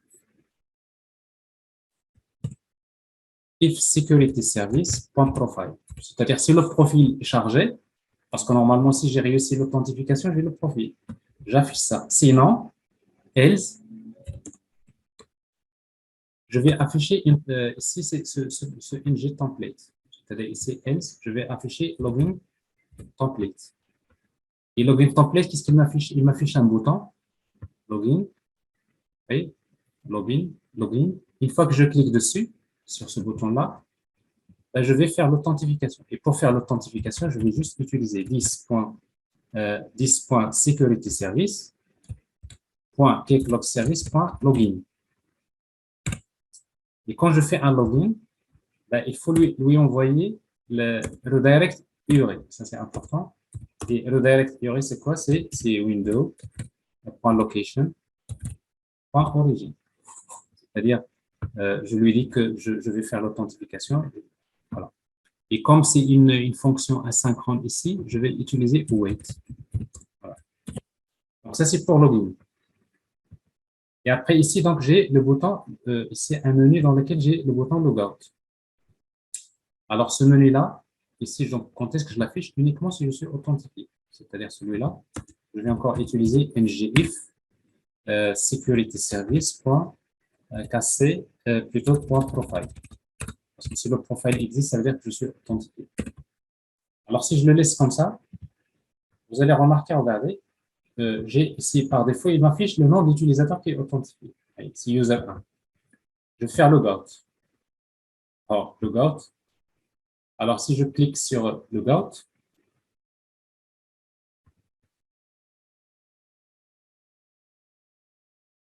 oui, alors, j'ai pas fait logout, voilà. Alors, logout, il est là. Maintenant, si je clique sur logout, je vais vers cette méthode-là. Qu'est-ce que je vais faire? Ben, la même chose. Donc, je vais utiliser this.securityservice.keycloakservice.logout. Tout simplement. Alors, logout. Et après, dans logout, donc, on peut lui transmettre le direct URI, la même chose. Alors, un objet. Il n'y a pas d'objet. Il faut juste transmettre logout directement redirect URI. Alors, c'est quoi redirect URI? C'est la même chose, c'est window.location.origin. Alors, ça, c'est pour logout. Et on va regarder ce qui se passe. Alors, ici, donc, je sais faire. Alors, je vais réduire ça. C'est dans l'interface. Alors, ici, donc, je fais logout. Alors, regardez bien. Dans le logout, il me dit invalide redirect URI. Alors, ça, c'est un problème au niveau de Keycloak. Il faut que je regarde dans mon client, ici, clients.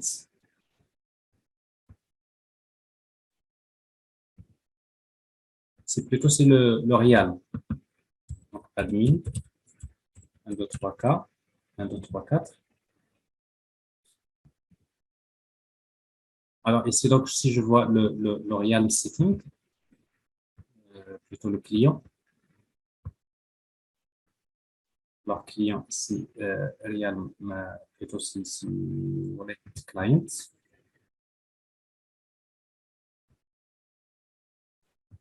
Vous avez logout. Il y a quelque chose, logout, redirect URL. Je n'ai pas précisé tout à l'heure. Alors, admin, web origin. Donc, ça, c'est post. Valide post logout.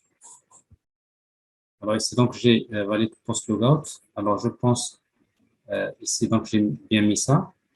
Donc, il va falloir que je mette soit slash étoile, soit je ne mette pas ça. Alors, c'est pour cela. Alors, si j'enregistre. Alors, je vais accéder à l'application. 4200. Alors, je fais login. Bon, je pense qu'il a déjà fait logout. Si je fais login, vous voyez donc déjà login, il me ramène vers user 1, 1, 2, 3, 4. Je suis authentifié, donc il n'y a pas de problème. Logout. Vous voyez donc logout, c'est bon. Donc il a fait logout, il est revenu. Donc là, maintenant, si j'accède, par contre, j'ai logout. Si j'accède à wallet, regardez, hop, c'est parce que j'ai protégé le wallet, donc la route. Donc ici, j'ai user 1, 1, 2, 3, 4. User 1, 1, 2, 3, 4. Bon, je peux voir, pas de problème. Bon, les transactions, je peux, ici, je n'accède pas aux transactions. Vous voyez donc, parce que les transactions, je les ai protégées par admin.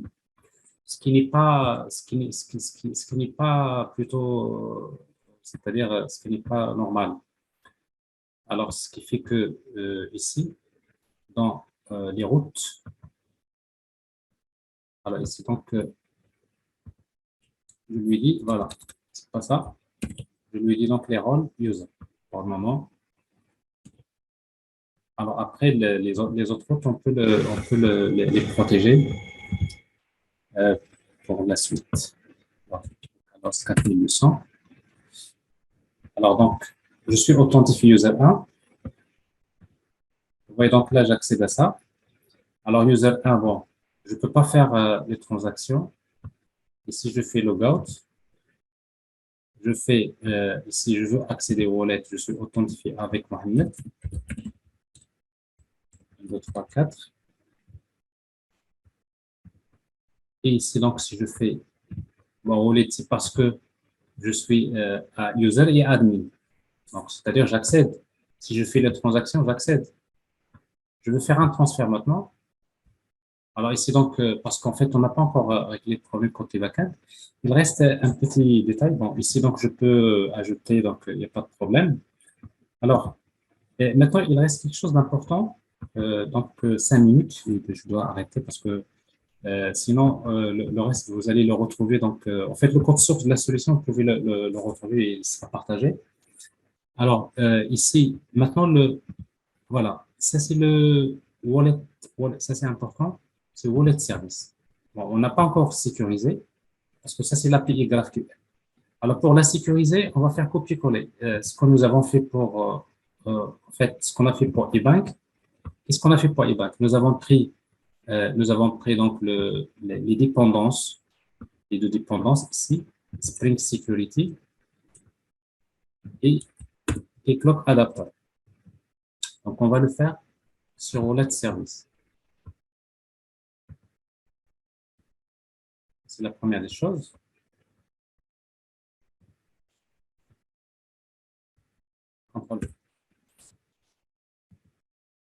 Ça, c'est la dépendance. Deuxième, c'est que le même dossier de sécurité que j'ai ici, parce que c'est la même chose, c'est le même code. Alors, ce que j'ai fait, c'est que j'ai configuré la sécurité avec les deux fichiers, les deux classes que j'ai créées. Alors, ici, donc, la security copy et clock adapter et clock et security config. Là, je fais ici la même chose. Wallet, je le copie ici. Passe. C'est parfait. Alors, ici, donc, j'ai ma sécurité, elle est là. Bon, c'est la même. Ça, on ne va pas le changer.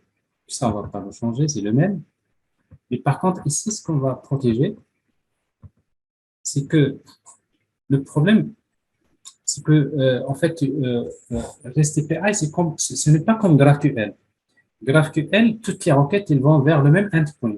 Et qui est, si vous faites d'ailleurs ça, vous allez remarquer, si je redémarre, parce que là, si je le laisse comme ça, et je fais toutes les requêtes nécessitent une authentification, je redémarre, ça veut dire que pour toutes les requêtes, ils sont envoyés vers le endpoint GraphQL. Parce que c'est l'unique endpoint pour GraphQL, c'est GraphQL. Et du coup, donc, ça veut dire que si vous faites toutes les requêtes nécessitent une authentification, ça veut dire qu'on ne peut pas invoquer aucune méthode. Alors ça, c'est pas ce qu'on veut. Parce qu'en fait, on veut laisser passer, mais après, on protège les opérations. D'ailleurs, si vous regardez ici, si vous tentez d'accéder maintenant ici, si on tente d'accéder à localhost 80.82/GraphQL, là, on ne peut pas accéder, puisque là, c'est verrouillé.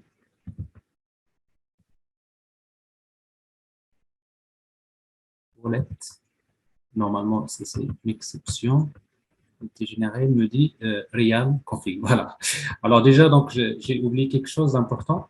Je n'ai pas complété parce que mon fichier application properties, il faut lui spécifier les informations sur Keycloak. Bon, je les récupère dans les banques services. J'ai le fichier application properties. Là, ces propriétés-là, les mêmes. Parce que là, il s'agit de la même chose. Donc, il va falloir les copier sur Wallet Service. Voilà, il faut lui indiquer RIAM et Client ID, etc. C'est la même chose. Parce que tout à l'heure, il n'a pas démarré parce qu'il a besoin de ces informations-là.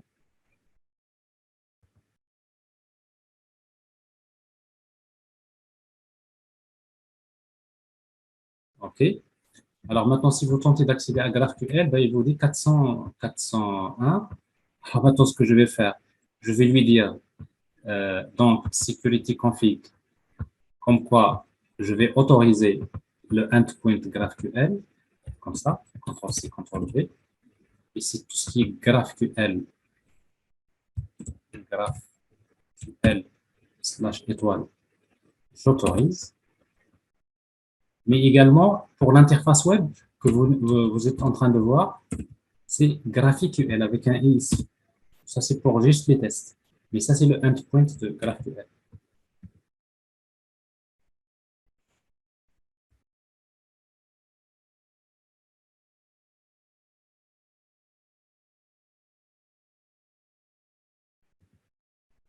Alors maintenant, bon, c'est parce que j'ai autorisé ce endpoint-là, donc il va m'afficher l'interface, donc là, je peux recruter, etc. Mais tout est permis maintenant, hein. Et par contre, je vais lui dire, maintenant, j'autorise, mais après, j'arrive à mon contrôleur, c'est-à-dire GraphQL REST API. C'est dans la partie web. Donc ça, c'est le contrôleur de GraphQL. Et bien, je lui dis, ça, il n'y a pas de problème, j'autorise. Voilà. Ça, j'autorise. Countries. Countries by continent, j'autorise. Les continents, j'autorise. Continent by ID, j'autorise. Country by ISOCO, j'autorise tout ça. Mais par contre, add wallet, non. Je vais lui dire add wallet, c'est pre-authorize. C'est-à-dire ce endpoint, je vais le protéger. Ben, je vais lui dire pour ajouter, et il faut absolument avoir une autorité. Il y a admin. Alors, j'ai l'autorité admin pour accéder à celui-là. Autre chose, c'est très important, c'est que quand j'ajoute un wallet, regardez ici, qu'est-ce que je fais? J'ajoute un wallet avec quel utilisateur? User 1. Alors maintenant, je veux ajouter un wallet pour l'utilisateur qui est authentifié. Alors, qu'est-ce que je vais faire? Eh bien, je vais utiliser Spring Security pour injecter Principal. Alors, Principal, c'est l'utilisateur authentifié. Et à partir de là, je vais utiliser, je vais déclarer Keycloak, voilà, Keycloak Authentication Token, web principal, et je fais un cast vers ça. Passe. Et à partir de ça, je vais accéder à Get Account, je vais accéder au compte. Vous voyez donc, le JWT, il arrive, il est récupéré par Keycloak Adapter, il authentifie l'utilisateur, j'accède au compte. À partir du compte, je peux accéder à Keycloak Security Context et j'accède à Get Token. Oui. Et donc, Get Token, je peux accéder à... Alors déjà, si vous faites ça, je vais créer une variable. Je vais introduire une variable. Alors ça, c'est le token. C'est comme si j'ai accédé, j'ai récupéré mon access token ici. Donc, vous voyez donc Keycloak Adapter, j'ai récupéré access token. Et à partir de token, je récupère ce que je veux. Je veux username. Donc, je vais utiliser get preferred, voilà, c'est preferred username. Ici, donc c'est un string. Donc, ça, c'est username. Donc, ça veut dire que moi, quand j'ajoute une wallet, je vais l'ajouter, ce n'est pas à user 1. Je vais l'ajouter à username. Alors, vous voyez donc, le JWT, je suis authentifié, le JWT arrive ici, donc je connais username, donc je vais ajouter le wallet pour moi, celui qui est authentifié, qui crée ses propres wallets. Donc, ici, ça, j'ai réglé le problème. Je fais la même chose je fais pareil pour user wallet. Ici, user wallet. Parce que comme vous voyez donc ici user wallet, je récupère que les wallets dans ID égale user 1. Alors ici, donc, je vais utiliser la même chose, principal. Je fais CTRL V. Et au lieu de ça, je vais mettre c'est username. Et la même chose, donc je dois protéger ça, user wallet, avec pre-authorize. Alors par exemple, ici, donc je vais lui dire, alors pour accéder à user wallet, donc j'ai juste besoin d'utiliser, d'avoir le rôle user.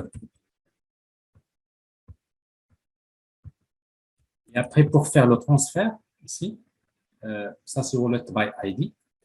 Wallet by ID, donc parce que quand je clique sur wallet, wallet transactions, la même chose. Wallet transactions, donc j'ai besoin d'être user. Wallet by ID, j'ai besoin d'être un user. Et pour faire le transfert, le transfert, là, j'ai besoin d'être admin. Et par contre, ici, quand j'appelle wallet transfert, et bien wallet transfert que vous voyez là, dans le service,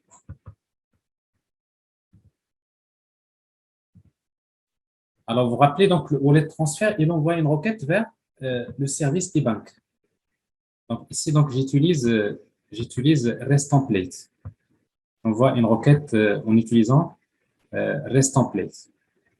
Alors, je la vois ici. C'est à ce niveau-là. Voilà. J'utilise REST template ici. J'envoie une requête vers l'IURI. Parce qu'une fois que je fais le travail, j'ai besoin de prendre l'autorisation chez eBank. Donc, je lui envoie une requête. Et cette requête-là, maintenant, c'est REST template. Alors maintenant, si je veux que j'accède, il faut envoyer le token avec la requête. Donc, ça veut dire que ma REST template, il faut injecter le access token. Alors, pour le faire d'une manière très simple, eh bien, au lieu d'utiliser REST template, Keycloak vous donne, il vous donne un objet qui s'appelle Keycloak REST template. Keycloak REST template. Donc, ça veut dire que ici, au lieu de créer l'objet qui est REST template, je vais créer Keycloak REST template. Keycloak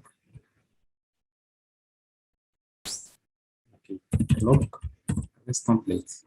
Il est là. New Keycloak REST template. Donc, au lieu de REST template, c'est Keycloak REST template.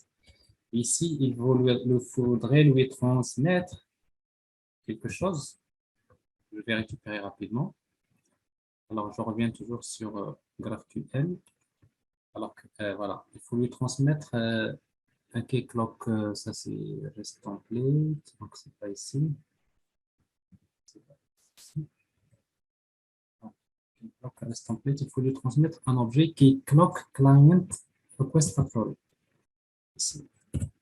Keycloak client request factory. Là, il faut mettre ici Keycloak client request factory.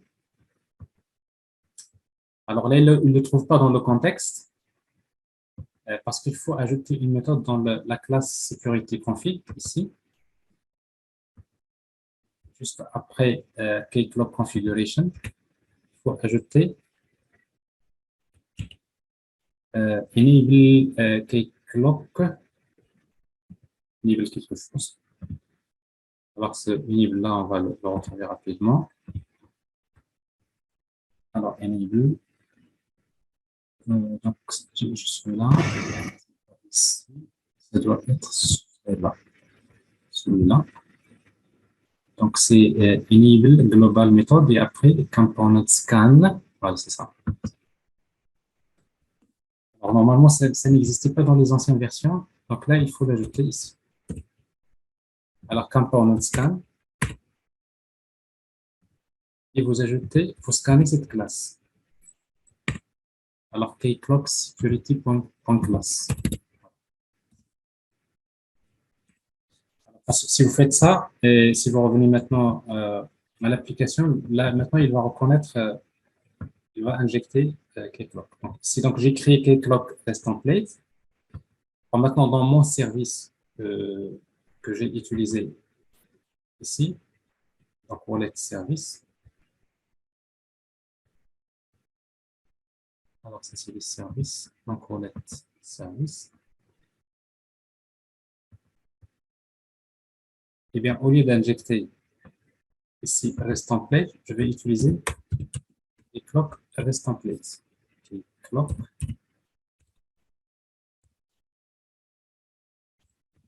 rest template.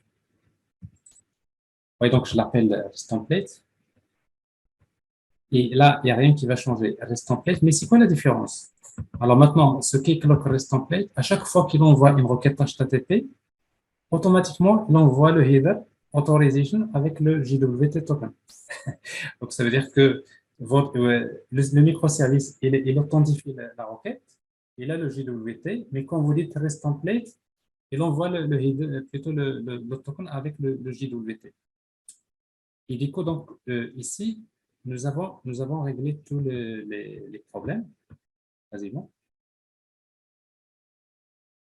Et nous avons implémenté notre architecture que je vous ai présentée au départ. C'est là.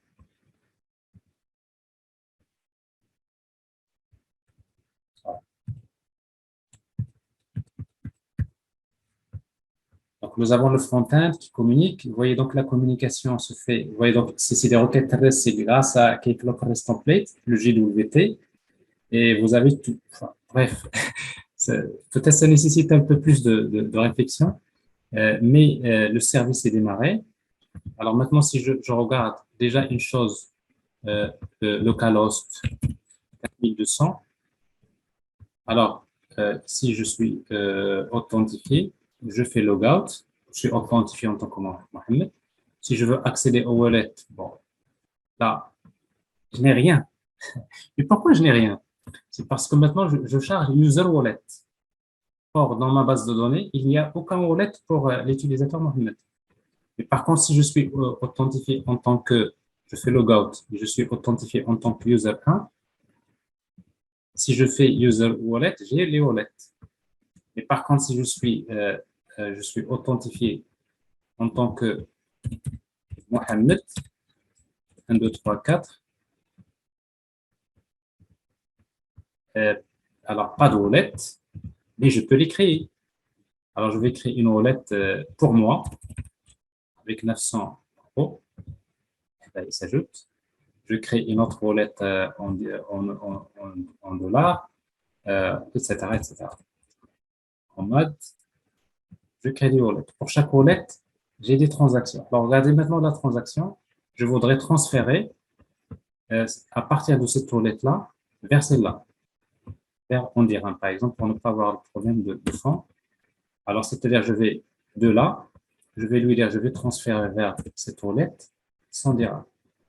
La transaction, ça passe. La preuve, c'est que maintenant, je communique avec GraphQL, avec, plutôt avec Wallet Service, et Wallet Service communique avec eBank. Le token, il traverse, et c'est vraiment, en fait, c'est l'objectif de l'activité pratique ici. Mais après, pour les autres, ici, donc, je n'ai pas besoin d'authentification. Peut-être ici, là, pas de problème. Sur un site, pas de problème. Donc, c'est toujours ici, on a protégé avec le rôle admin. Mais normalement, on devrait le protéger avec le rôle user, mais en tout cas, ça, c'est bon. Alors, donc, ça, c'est l'essentiel de cette application. Alors, la dernière des choses, c'est qu'avec Keycloak, quand je fais logout, si je fais login, vous avez un formulaire comme ça, mais après, vous dites, moi, je veux ajouter des choses. Bon, avec Keycloak, on va aller vers Keycloak, on va lui dire, tiens, ici, Authentication, ici, dans Authentication,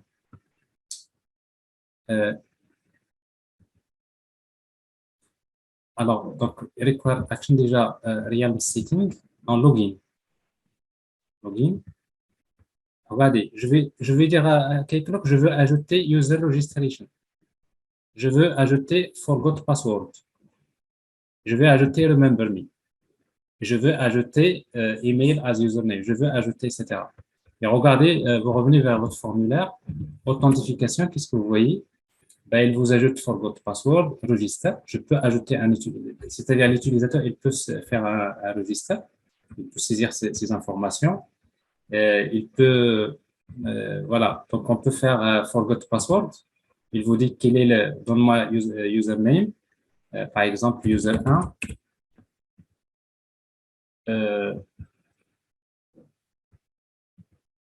Alors, user 1, 1, 2, 3, 4, bon, etc. Alors, ici, donc, alors ça, c'est logout. Voilà. Alors, ici, donc, au niveau de là. Et après, vous pouvez ajouter d'autres choses.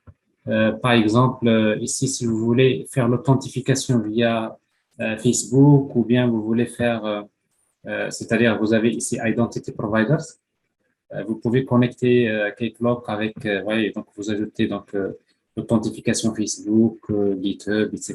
Bon, ça c'est vraiment, vous voulez le connecter avec un annuaire LDAP ou Active Directory, c'est des choses très simples, c'est pas compliqué.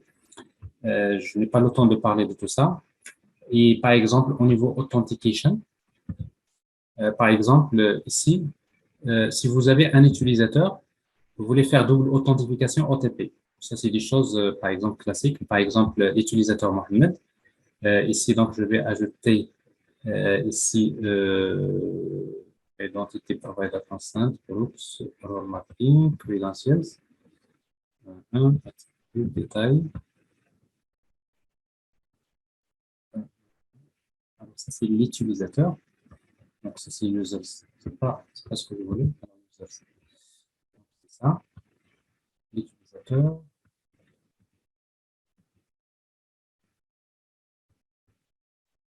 Alors, j'ai role mapping, credentials. C'est bien ça, c'est un bon mot de passe. Alors, c'est authentication. Alors, vous avez donc plein de choses comme required actions, par exemple. Vous voyez ici, config OTP. Alors, le config OTP, c'est-à-dire pour des utilisateurs précis, vous voulez par exemple faire double authentification. Il va saisir son username et son mot de passe, et après, il demande un autre formulaire pour demander un code. Alors, ce code-là, après, vous pouvez utiliser un SMS ou bien vous pouvez utiliser des applications comme Google Authenticator. C'est une application mobile qui permet d'utiliser donc l'algorithme One Time Password, c'est-à-dire qui vous affiche le code qu'il faut taper, qu'il faut saisir. Alors, je pense dans quelques vidéos sur ma chaîne, l'utilisation de Keycloak, j'ai parlé déjà de ça. Alors, vous pouvez y revenir et vous pouvez retrouver tout ça. Mais je pense maintenant il va falloir qu'on s'arrête. Je vous remercie énormément d'avoir patienté.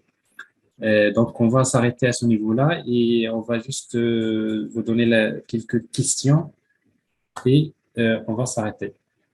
Hajar, est-ce que tu es avec nous? On va faire juste une séance de questions. S'il y a des questions. Alors, au niveau du chat. Alors, j'imagine que vous devrez avoir beaucoup de questions. Moi, ce que je vous promets, c'est qu'en fait, cette partie-là, c'est-à-dire la partie sécurité, donc il va se faire en plusieurs épisodes. Donc, ça, c'est la première partie. Donc, il y aura on va faire un autre webinaire sur toujours la continuité de la sécurité. Mais c'est déjà, donc, si vous faites déjà cette première partie, c'est excellent. Vraiment, c'est une partie qui est assez complète. Alors, can you please talk next time about custom user storage with Keycloak? OK, c'est noté. OK. Alors, on va pour la prochaine fois. Next time. Alors, votre image, bon, ça c'est après. Est-ce qu'il y a d'autres questions? Hajar, est-ce que tu es avec nous? Oui, je suis là. Là, c'est parfait. Je suis toujours là.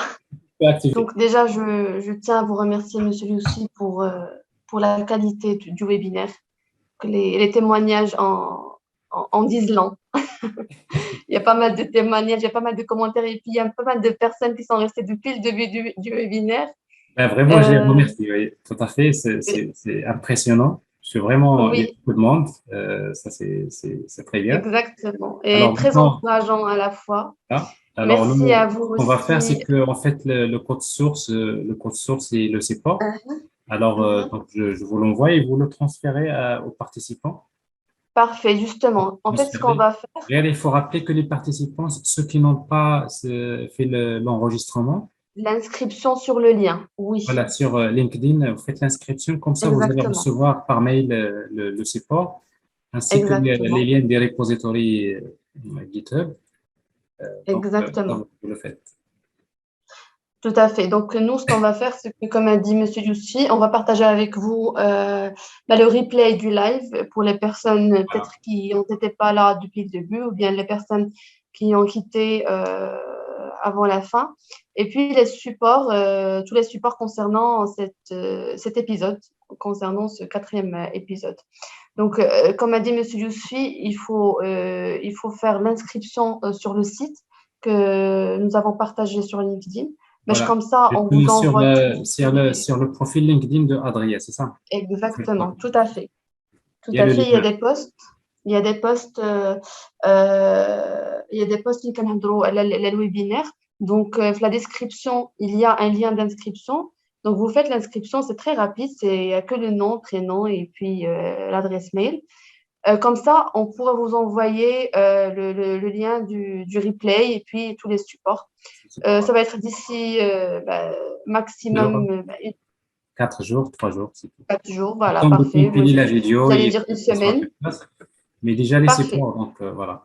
Mais sinon, déjà, bon, sur GitHub, vous avez déjà le code source des applications non sécurisées. Vous y trouverez également l'application sécurisée, c'est-à-dire la version finale des deux applications. Mais en attendant, vous allez recevoir par mail le support plus voilà, comme Adi Hajar, plus le lien Parfait. de la compilation de la vidéo. D'accord. Et puis l'inscription, on va vous servir également parce que nous, en fait, ce qu'on fait, c'est-à-dire les personnes qui sont inscrites, une fois qu'on a un webinaire ou juste là, on compte faire un webinaire, par exemple, par la suite, on envoie un petit mail, on informe les gens pour leur dire voilà Voilà. qu'on va faire un webinaire. Et maintenant, ce qu'on compte faire prochainement, c'est d'augmenter un peu la fréquence des webinaires, étant donné que c'est très demandé et c'est très apprécié. Donc, Monsieur Yousfi, Ah, je suis donc, content. De toute soyez façon, c'est prêts. toujours avec Ça va plaisir être un quand je me peu. retrouve déjà bon, avec mes étudiants en classe, mais là encore, Exact. il y a plein de gens que je connais pas. Mais ce qui est sûr, c'est que on va essayer de planifier, c'est-à-dire ces rencontres live comme ça. Et Très régulièrement. voilà ce que je vous promets. Bon, d'ailleurs, ce qu'on va faire, c'est que nous avons aussi, parce que nous avons aussi donc des gens qui peuvent accéder via en fait Zoom. Et Mhm. ce serait bien à un moment donné qu'on organise un webinaire science questions-réponses. C'est-à-dire, Très bien, c'est une très on bonne va idée. permettre aux gens d'accéder à Zoom et comme ça, on va leur donner la parole. Ben, ils posent des Mhm. questions, réponses, en fait, parce que là, c'est très difficile de répondre à toutes les questions comme ça parce que les gens, ils Exactement, écrivent les oui. questions. Donc, ça, c'est toujours une bonne chose. Voilà. Donc, je remercie tout le monde.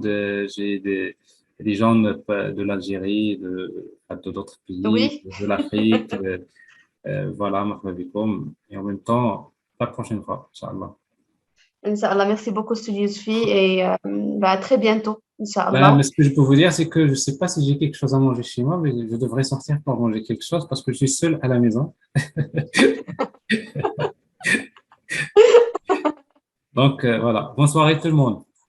Bonne soirée. Au revoir, Monsieur Allez, au Yousfi. revoir. Au revoir. Bonne soirée. Bonne soirée Alors, à tous. Au revoir. je vais d'abord arrêter l'enregistrement.